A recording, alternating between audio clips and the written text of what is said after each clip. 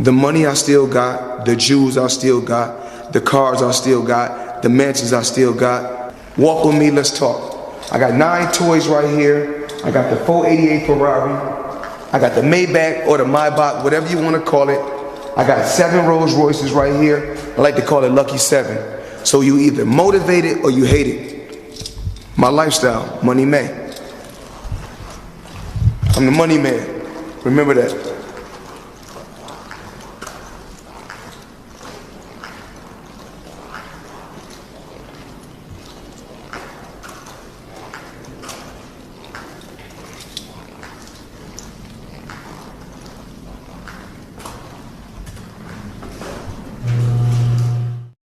If you look at our rappers, most of them don't own their labels.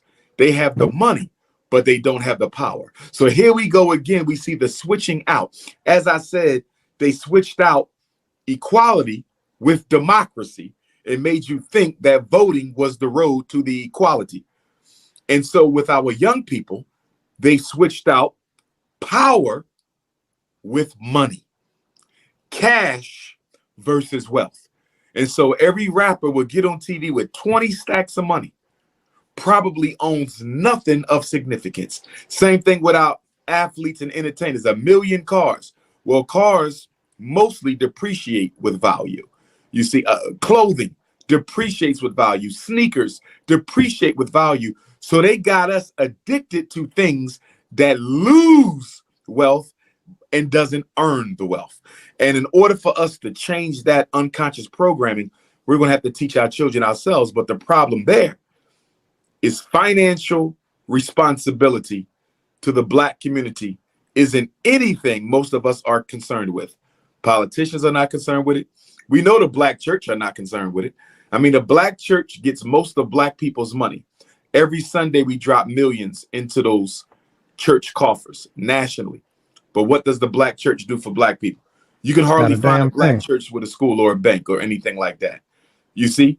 And so even when it comes to religion, we're still comfortable being on the bottom. Even religion can't convince Black people that they deserve to be on top. If we know anybody, but shit, they're the new FBI anyway. Most of them operating under the faith-based initiative. That's right. You know, that's why when we have things like the George Floyd's or the Philando Castillo's or the young lady who you just got, the people just, I can't even think of that. Please charge it to my mind, not my heart. No one ever came out, you know, and hell, back in the day, we always had a good church that was ready to march and ready to, you know, take things and make things happen in the community, make it shake to be sure that people were aware. You can't get them to come out now. They need their planes, their Bentleys, their suits, and yeah, we need that bag.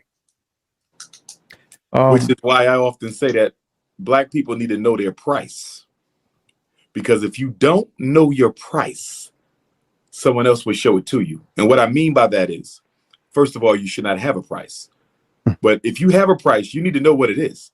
Say it because again. the white man will find it and offer it to you and make you a mockery amongst your own people. It's like in the 60s, they say people went into the government chambers with a fist up. Many of them came out with a job application. See, just because somebody is angry at the white power structure doesn't mean they're committed to Black liberation. People get angry at the white power structure for a lot of reasons. And one of the biggest reasons our people get angry at the white power structure is for not giving us a seat at the table.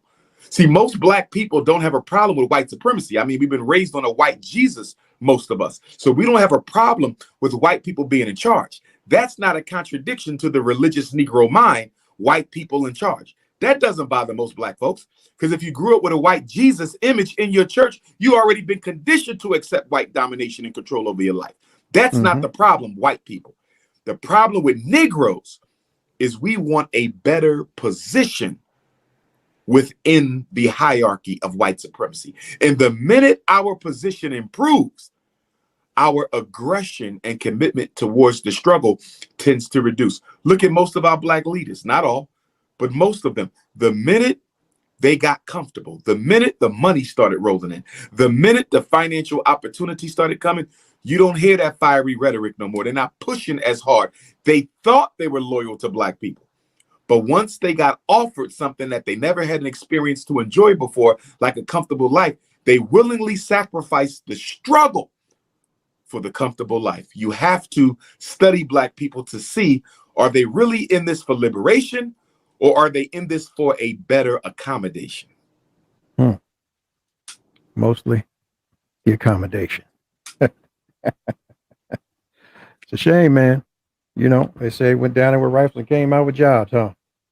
And most Negroes want a revolutionary insurance policy, because they tell me all the time, Dr. Umar, how am I going to make sure I don't lose my job? How am I going to make sure I don't go to jail? How am I going to make sure I don't get killed? Brother, there are no guarantees in revolutionary struggle. Nobody knows what is going to become of them. You don't know who's going to live to old age. You don't know who's going to die young. You don't know who can get blown apart. You don't know. But every time I talk to Black folks, they need guarantees that everything they have is still going to be in place after we win. And that's why we'll never win, because the only person guaranteed to win the war is the one who's willing to lose the most. That's who white power structure is scared of. People who don't have nothing to lose. Those are the most fearful people in the world, because they have nothing holding them back from making the ultimate sacrifice for their freedom. Nat Turner, Gabriel Prosser, the Harriet Tubmans of the world, Jean-Jacques Dessalines, Denmark Vesey's, Toussaint Louverture's, Dedan Kamathis. They're the ones they're scared of. They're not worried about no Negro living in a mansion. They ain't worried about no Negro with no Mercedes, no alligator shoes. Any Negro who's addicted to materialism is no threat to the white power structure. You can't name a single Black leader on the face of the earth who has ever been a threat to the white power structure who was addicted to European materialism. They cannot coexist. You can't love freedom and love Gucci. You can't love freedom and love Louis Vuitton. I'm not saying you can't dress nice, but when you have an addiction to the most expensive things that your oppressor makes, how can you then be interested in ending his control over your life?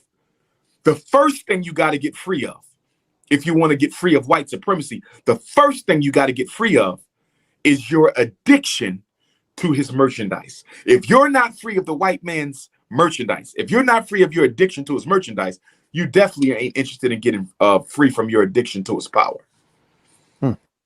I don't like you, but I want to eat your food every day. I don't like you, but I want to wear your clothes every day. I don't like you, but I want to marry your daughter every day. I don't like you, but I want to live in your community. I don't like you, but I want to look just like you. That is a contradiction.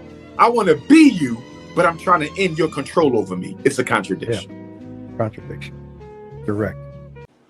During slavery, the Ma'afa, they would often take our ancestors through the Caribbean first before bringing them up to the United States, because the Caribbean was the breaking ground. That's where they broke your spirit. That's where they stripped you of your pride, your humanity, your Africanity. So by the time you made it to the 13 colonies, you was already a homogenized Negro.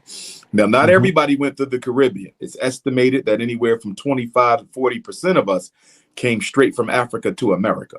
But a great deal of us went through the Caribbean so we could be, quote unquote, broken and seasoned. Well, I bring that up to say that that is exactly the function of the public school for Black children in 21st century America. It is the ground through which they pass from their mother's womb into white society. It is the in-between period where they are taught how to be a Negro. They are taught their place. Their spirit is broken. Their natural fearlessness is taken away from them and replaced with anxiety at every turn whenever they're in the presence of a European. So public school's job is to breed the Negroes for the white power structure. They take an African, they process that child. An African comes in at kindergarten and he comes out a Negro in the 12th grade. That is the job of public education. And this is why you will never get true liberation for African people in America as long as we send our children to public school. The job of the public school is to teach Black children, especially our boys, because they are the defenders and the perpetrators of the culture. The job is to teach the Black male unequivocally that white people are in charge. They're supposed to stay in charge. God put them in charge. And because God put them in charge, the best position you can aspire to in life is to be number two to a white man who is number one. And this is why, when you spoke earlier about Black people building their own power, acquiring control of their own destiny, something we don't even think about because we've been indoctrinated to believe that number one is a spot we need not aspire to.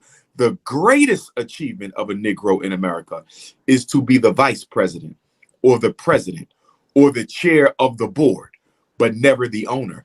And we have to look at how our children are intimidated away from being power brokers. This society intimidates and manipulates Black children away from having ultimate control of their destiny.